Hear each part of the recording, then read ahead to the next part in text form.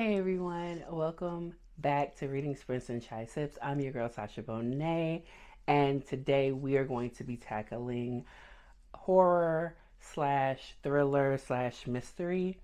We have YA mystery thriller with adult mystery thriller, kind of like, and crime and horror. And I'm so excited because I haven't done a video like this on my channel yet with just thriller and mystery and horror. And I actually would love to read more horror. It's just that horror books just don't be hitting it right for me. So we're gonna try today to see if I can get at least, I want to say, a 3.5 4-star in this video.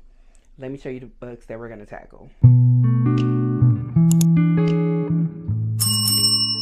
First up, we have Out of Body by Nia Davenport. I bought this and I didn't know what the heck it was about, but I did see the cover and thought that was gorgeous. We had to take a quick little intermission. Right, yeah, we'll be reading Out of Body by Nia Davenport. And it says on the front, she's got to get her life back or die trying. And from what I understand, this is supposed to be a book about girls that kind of swap bodies. They were friends and now they've swapped bodies. I don't know how, but we'll get into it and I'll tell you exactly what it's about when we start reading it. Next up, we have Those Empty Eyes by Charlie Donlea. Now, I didn't buy this one. This one was sent to me by the publisher, and it came with its own bookmark, and my bookmark is in here because I've already started reading this one, so this will be the first one that we dive into. But from what I understand, this is just a book about one night in March, there was a home invasion, or so people think, or maybe. Supposedly there was a home invasion, and a mother, father, and son were killed, and a daughter was left behind, and everyone thinks that she killed her parents and her brother. This book picks up where the home invasion is happening, and then the next chapter after that is basically the young lady suing the police force and a whole bunch of other entities for her life going down the drain after being accused of killing her family when she says that she didn't. I don't know what's gonna happen, but I'm enjoying it so far. Hasn't really started, but I'm enjoying it so far. Last but not least for this video is Sleep Tight by J.H. Markert, and this is supposed to be a horror. Again, I don't know what this is about. I'm gonna read a little bit in the front. The sole survivor of a serial killer might hold the key to stopping a new spree of murders in this propulsive horror thriller in the vein of The Black Phone and The Whisper Man.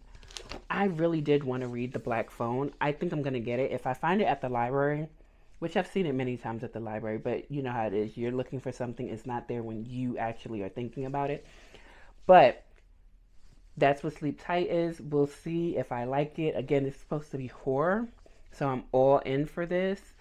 And those are the books that we're going to tackle in this horror slash thriller vlog. Yeah, I'll see you in the next clip. So I am 60% in Those Empty Eyes by Charlie Donlea, and I'm enjoying this book. However, for a good portion of this book, I thought this was only going to be about the girl who kind of witnessed her family being murdered and her on her quest to find out who actually murdered her family.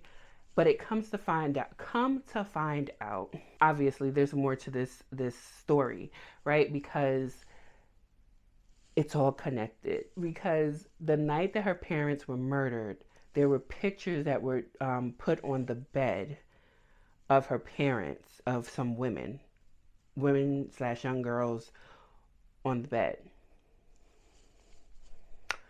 So, but the cops that were coming for her, for our main character, what is her name?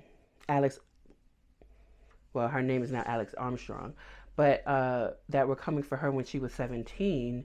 In this book, it gives you that, it lets you in on the fact that sometimes officers in general or whoever's putting a puzzle together usually are fixated on one piece, right? If you look at the whole picture, you might see what's going on, or you might not know exactly what's going on, but you might be able to catch on. And with this story, there's a lot of that because, again, there was a fingerprint that was left on her window the night her parents died that does not belong to her. So who does the fingerprint belong to? They nix a that because they were fixated on she killed her parents, and her brother. There was also the fact that when a person shoots a firearm or a weapon, there's gun residue on them. She didn't have any. So again, who was the shooter? Even if they think that she was involved, there obviously was someone else there. So who was the other person? They never came up with that person, but they were stuck on she has to be the shooter. She was the only person there and she had the weapon. Move on to her door being broken into that night from the outside and her window being open, confirming the story that she told. But again, they were only fixated on she had to have been the one. Plus, when it comes later on that she wants to sue the entire station for negligence and what she had to go through and her life just being completely turned upside down, obviously they don't want that to go through because then other things start to, fall apart on their end. She won her case, and the lawyer and the one of the police officers that helped her help her rebuild her life, puts her money into a trust, she gets an allowance, all of those things. But her main motive for her living now is not school, it's not friends, it's not money, it's who killed my parents, right? But then this story splits off into the part where I said it's all connected because we get a piece of a story of there is girls being raped on a college campus. There is a guy who watched a camp counselor take a girl from her room into his, and he knew exactly what was happening because that same camp counselor did something to him. And when we're reading about his POV, he says, "Oh, I'm gonna make sure that man never does this again. Never does this again." So we have that. Then we have a girl who goes missing who wanted to report on the rapes on the campus. We also have our main character, Alex Armstrong. Later in life, she's a detective with the lawyer that helped her out.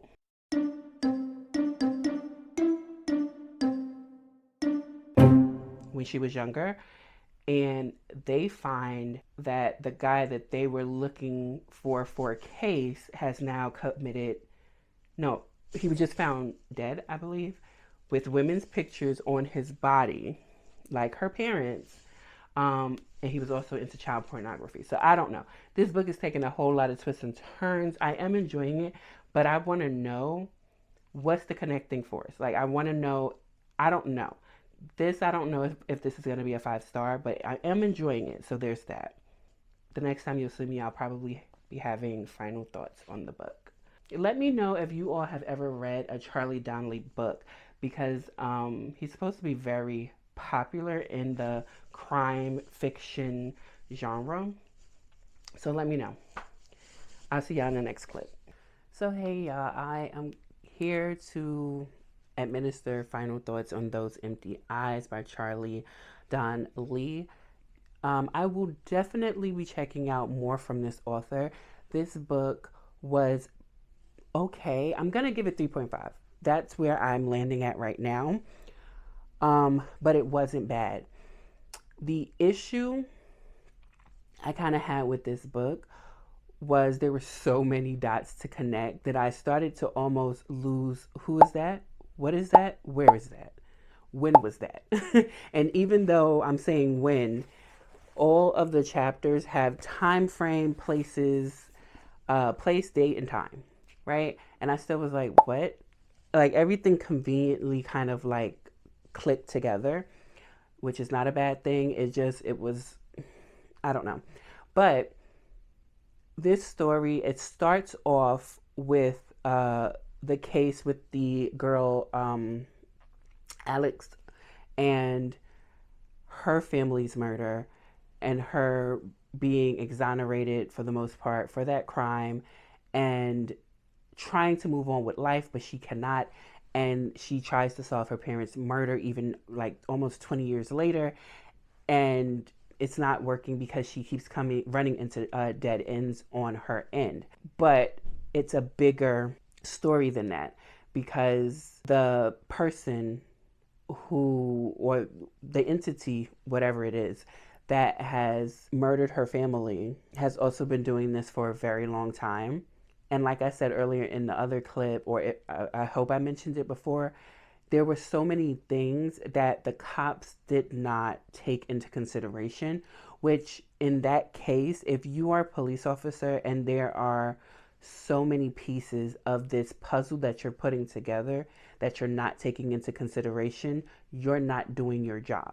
And I'm not saying a police officer job is easy. However, like I said, there was a fingerprint on the window that night. There were pictures of women that were left on the bed over her parents' bodies. There was the fact that there was no gunshot residue on her. And then there was the fact that her room was broken into from the outside. Right? So it's a lot of pieces that they really did try to say it doesn't matter. She did it. And it's like, if you try just a little iota of trying would have helped you figure out that there's more to this. And since they couldn't get her for the crime, they just dropped it all together. That's what it seems. And it became a cold case. And it, kind of fell on her to see who's doing this. But the one thing I did appreciate about this book is the aspect of true crime or crime podcasts, or the salaciousness of whodunits, because this girl was exonerated, right? So much so that she even sued the police force for what they did to her, right? And won. But you still have people out there who know nothing of the ins and outs of this crime. And it's like, she did it. I don't care what anybody says, she did it. So whether you win the case or not, there's always going to be someone who doesn't believe what you've said. And then you have people that will try to extort you, people that will try to make a name off of your pain. All of that happens in here. You have bloggers and podcasters and journalists who, though she was exonerated and for the most part disappeared off the face of the planet, she went anonymous, just didn't want to let it go.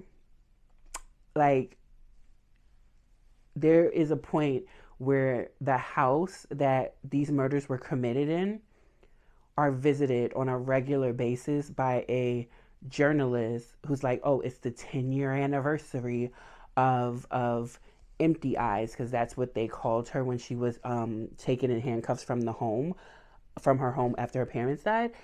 And like that, it's salaciousness. It gets the people hooked. It gets the people going, right? So it's like, you really do not care about the pain of anybody that's involved in this. You just care about the views, the money, your name. And it becomes a lot. I did enjoy that aspect of it because it's so true. It is so true. Some people just want to be left alone and they can't, even when they are in the right. And it just was wild. But 3.5 on the story itself, because again, it comes full circle in the last chapter, which had me like, okay. But I'm going to give it a 3.5. This is the kind of story that I believe if I come back to it in a few years and reread it with a different older mind or, you know, more seasoned mind, that I would wholeheartedly enjoy it. But as of right now, it's a 3.5. I did enjoy it, just not enough to give it a 4 or 5. That's the first book down. And again, that was sent to me by the publisher. But the next book we're going to dive into is the horror Sleep Tight by J.H. Markert. And yeah, it just says beware the ones that got away. I actually really like this cover. And even though my cover is a little stained on the back, I love this cover. But yeah, if I finish this one, this will be, I think, the second book of the month book that I've read this year, which is one of my goals this year, is to read 6 of my book of the month books. So reading this will definitely get me one step closer to doing that. But I can't wait. I love horror. I love watching horror. Reading horror doesn't really give me the same feels all of the time, but I'm hoping I do find that in this. I almost hit myself in the face with the book. I hope I do find that for me in this. So let's get into this one. So it's time to wrap up Sleep Tight by J.H. Markert. And you all, I did not enjoy this. It wasn't the worst book I've ever read, but it was posed as a horror story. It is just a basically, let me tell you what the story is about.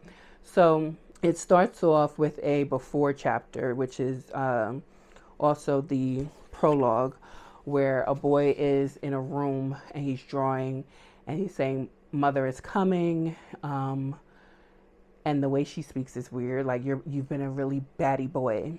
And he's drawing, he's coloring, and his name is Noah, and he has a place called Noah's Ark. Then we get to the present, where this woman is separated from her husband. She is a police officer and he is a psychiatrist, one of those. And they're separated because he cheated on her. She thinks she knows why he cheated, because she's not available. She's not close. She didn't want to have any more children. And he needed more from her. And he kept pushing her and pushing her and pushing her to talk about her past, which she does not want to talk about. One thing I am tired of in books is mental health being used as a driving force for a book if it's not the main person having and dealing with the mental health issues. But also, if you marry a psychiatrist or a therapist / counselor, anyone who talks to people about their mental health, and they push you to talk about all of the things you do not, they may not be a good therapist. They may not be. Because the more you push a person to tell you things, the less they want to tell you. The more you push a person, let that sink in. The more you push, the less they want to tell you. And if they do tell you, the more they resent you for it. Because I wasn't ready to speak about that. So I dislike that in books. So that's one strike against this book already. The second thing is everybody blaming everybody for who cheated. That's not what this book is about. Why the fuck do I care? Even though it was the husband's fault that he cheated. I'm just saying. Her and her daughter are not as close. Her daughter's like maybe 7, 8. Her and her daughter are not close because her husband is closer to, or at least she feels her husband is closer to her daughter because she doesn't have time. She's always working. She's always doing cases, all of this stuff. And that's their family dynamic. Then you have the overarching plot of this book, which is that there was a serial killer by the name of Father Silence. And Father Silence was put to death by electric chair. And I forgot what state they were in, but in that state, I want to say Louisville, Kentucky or something like that, one of them places. But in that state, the electric chair was done away with long ago. They switched over to lethal injection. But for Father Silence, they were like, no, it's time to bring old Sparky back. Excuse you? What? What? I'm kind of confused as to how you get to what? How you get to bring something back that whatever. Unless he asks for it, whatever. Father Silence is called Father Silence because he hasn't spoken a word in all of the 20 some odd years he's been on death row. And when he's being placed in Old Sparky, they ask him, do you have any last words? And he says his first words in over 20 years, beware of the one that got away. And no one knows what this means except for when things start getting into place, right? And then you find out the whole time that one boy escaped Father Silence, and he had let's say he had dissociative identity disorder already that they didn't really find out until way later when he was locked up and put into some kind of criminal mental facility. And he has several different people living inside of him. This book just was a whole roundabout of a whole lot of things. She's a cop, but she wasn't, like, she was told to stay away from it, but her daughter was kidnapped in the midst of all of this stuff, and it's just a whole lot going on. And the person that ended up being the big bad, I knew who it was as soon as that character was introduced, which I'm not going to spoil it for y'all, but I knew it as soon as the character was introduced. There's no reason for you to just be introduced into the story. Every time that happens in a movie or a book, you automatically know they had something to do with something. So that was this. So I'm giving this a 2-star. We can move on. I will not talk about this book anymore. I feel like it was a waste of time because I was looking for horror and it gave me mental health, which could be horrific at times, but that's not what I signed up for. So we're going to move on from this. And we're going to move into Nia Davenport's Out of Body. Again, this is YA thriller. I believe they're switching bodies, switching kind of like a Freaky Friday kind of thing. And I can't wait to read this one. So we'll dive into this one and I'll be back either with initial or, because it's so short, final thoughts. But I cannot wait to dive into this one because it just seems more interesting. Because if they're telling me it's Freaky Friday, they're going to give me Freaky Friday. That's a very simple endeavor to take on. That Sleep Tight, it was ridiculous. And I think Sleep Tight was said one time. It should have been called Now You See Me, Now You Don't. That's what it should have been called. Oh my goodness, that would have been a better title. Now You See Me, Now You Don't. Sleep Tight should have been called Now You See Me, Now You Don't. But anyway, we're going to dive into this one.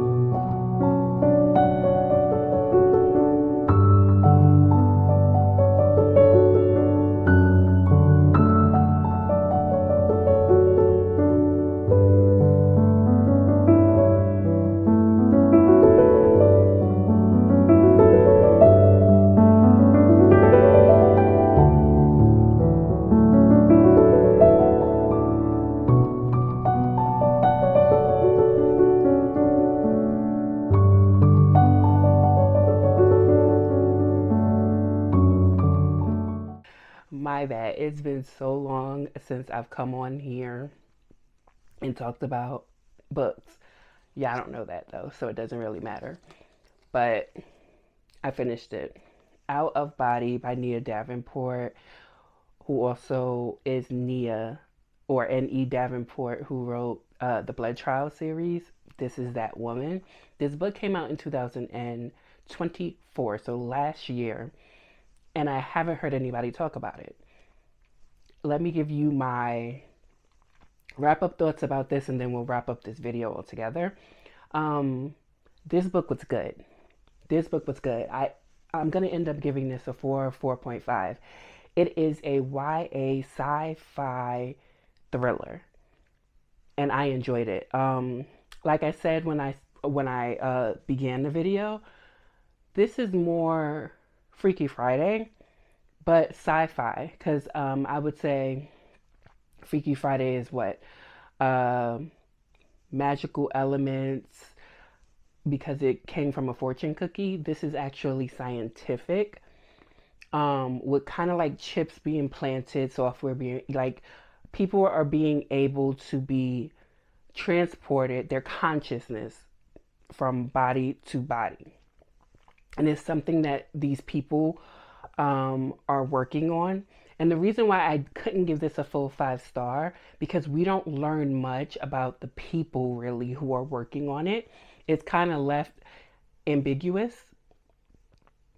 And though that's not an issue, I needed a little bit more. It's a pretty short read. And even though it took me forever to read this, it's not on the book or the writing. I'm kind of going through a little bit of a slump. Not too much on me, because I'm trying, but I enjoyed this book. It was pretty fast paced. This book is about a girl, Megan. Megan meets this girl, and first of all, let's talk about Megan. Megan is just a typical teenage girl, right? She gets to high school, and all of a sudden she sees older kids and kids that are more popular, kids that they think are more pretty, more statuesque, darker, fuller lips or wider hips or whatever. And they want to be in with the cool kids. By the time she gets to high school, she's considered a blurred. And she wants to make more friends. So she runs into this girl called LC and realizes, oh, we're going to click. We should be best friends. She's cool. She's everything I want to be. She's edgy. She's all of these things. She's cute. She's sexy. Come to find out, LC is a menace in this book, because she's the reason why bodies start swapping. So she lures Megan into a false sense of friendship. And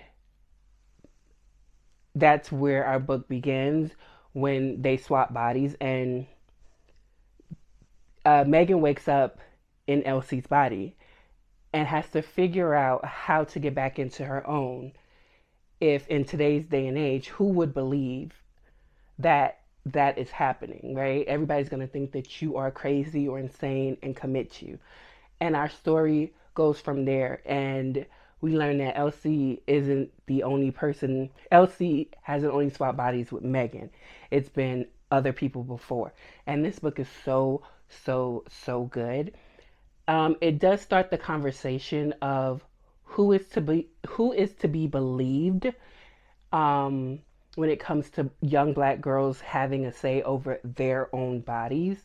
But it doesn't go deeper into it. So that's another reason why it's not getting the full 5 stars. It straddles the fence on white versus Black and all of those kind of things.